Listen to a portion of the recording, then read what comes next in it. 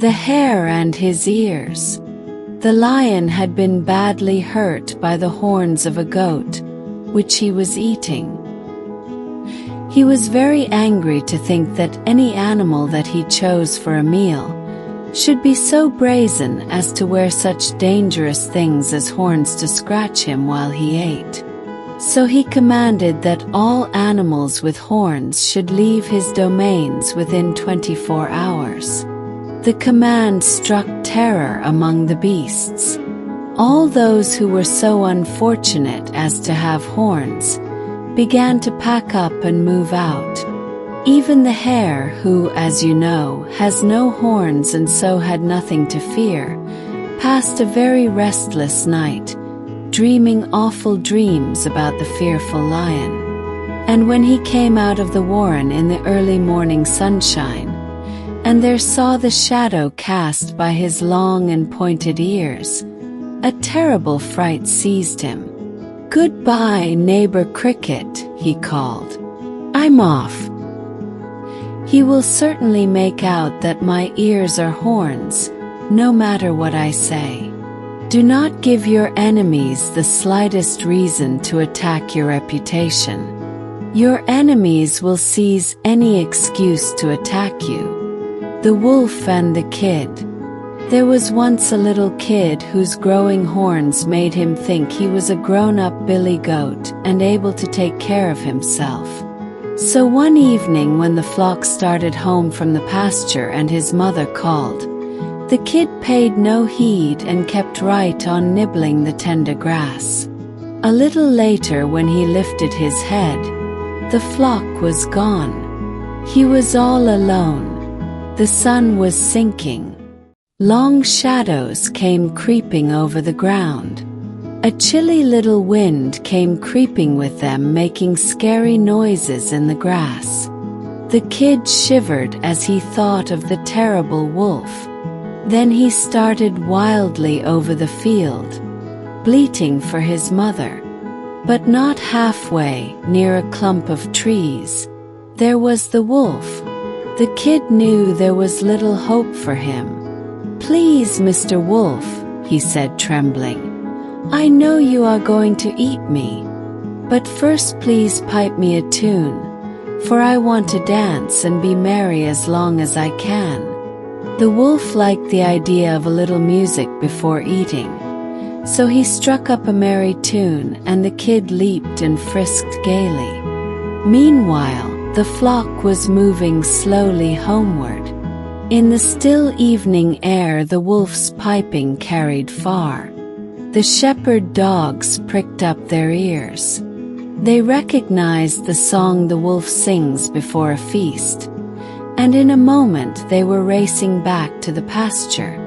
The wolf's song ended suddenly, and as he ran with the dogs at his heels, he called himself a fool for turning piper to please a kid, when he should have stuck to his butcher's trade. Do not let anything turn you from your purpose. The tortoise and the ducks. The tortoise, you know, carries his house on his back. No matter how hard he tries, he cannot leave home. They say that Jupiter punished him so, because he was such a lazy stay-at-home that he would not go to Jupiter's wedding, even when especially invited.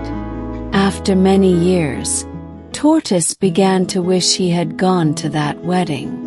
When he saw how gaily the birds flew about and how the hare and the chipmunk and all the other animals ran nimbly by, always eager to see everything there was to be seen, the tortoise felt very sad and discontented. He wanted to see the world too, and there he was with a house on his back and little short legs that could hardly drag him along. One day he met a pair of ducks and told them all his trouble. "We can help you to see the world," said the ducks. "Take hold of this stick with your teeth, and we will carry you far up in the air where you can see the whole countryside. But keep quiet or you will be sorry." The tortoise was very glad indeed.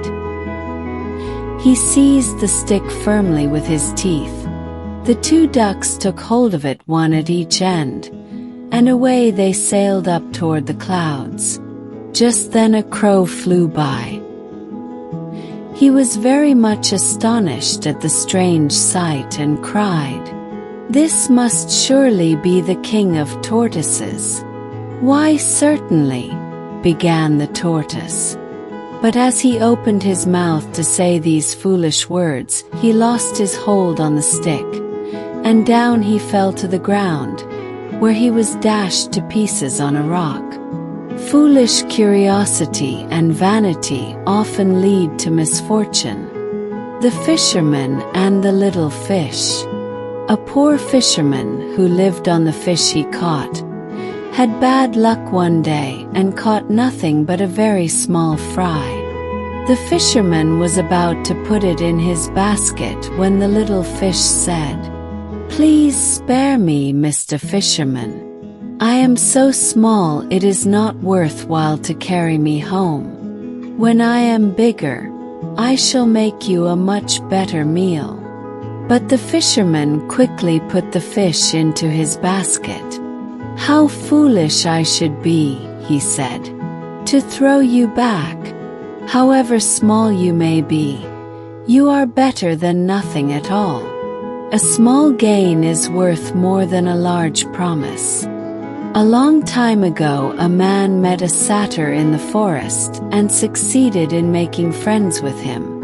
The two soon became the best of comrades, living together in the man's hut.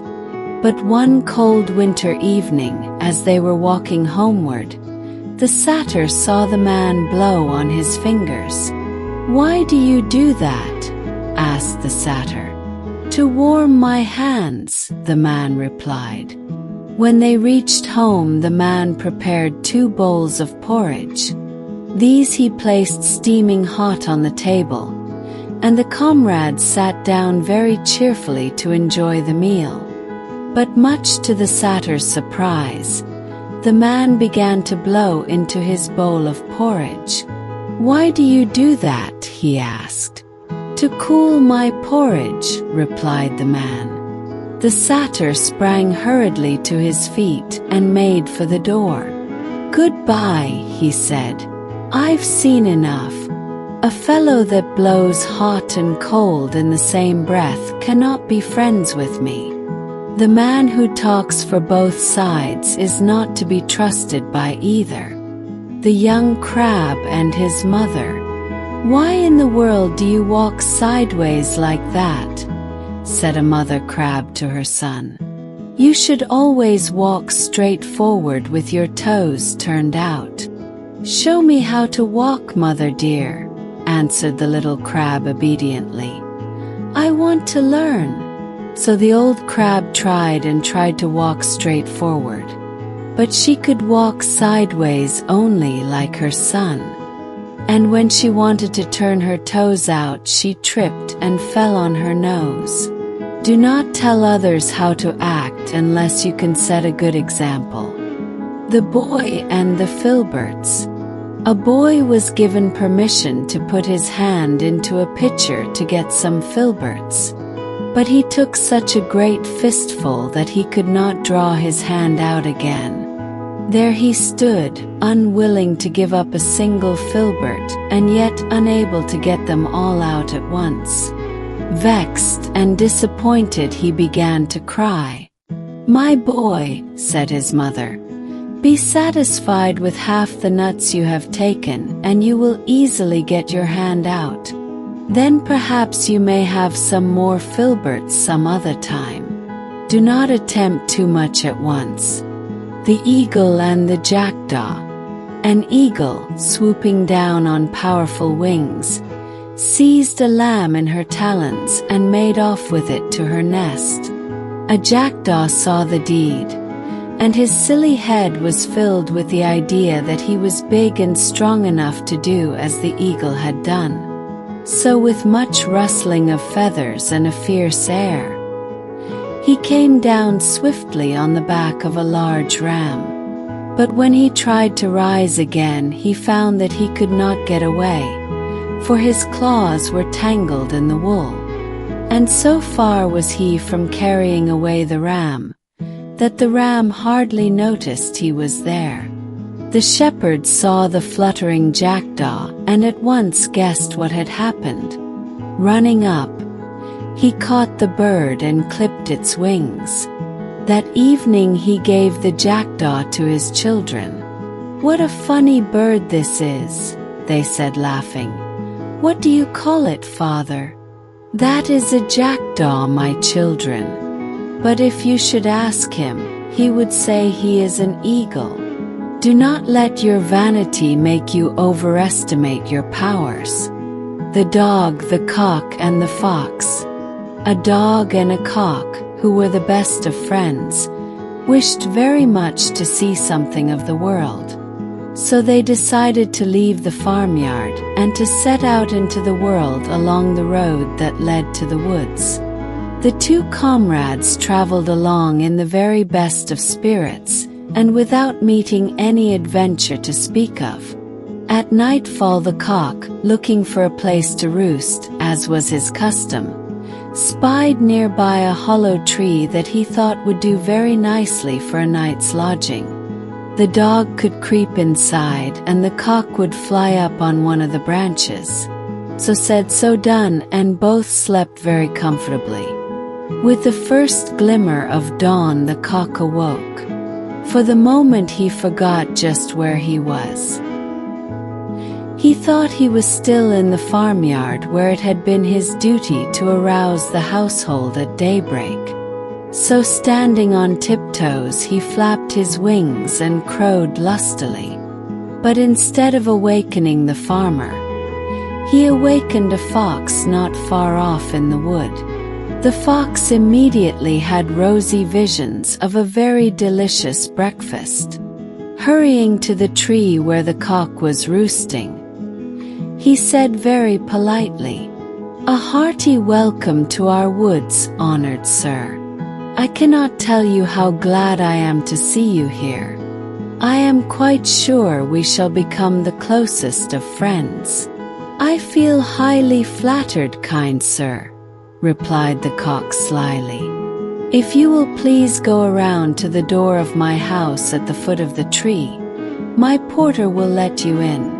The hungry but unsuspecting fox went around the tree as he was told, and in a twinkling the dog had seized him.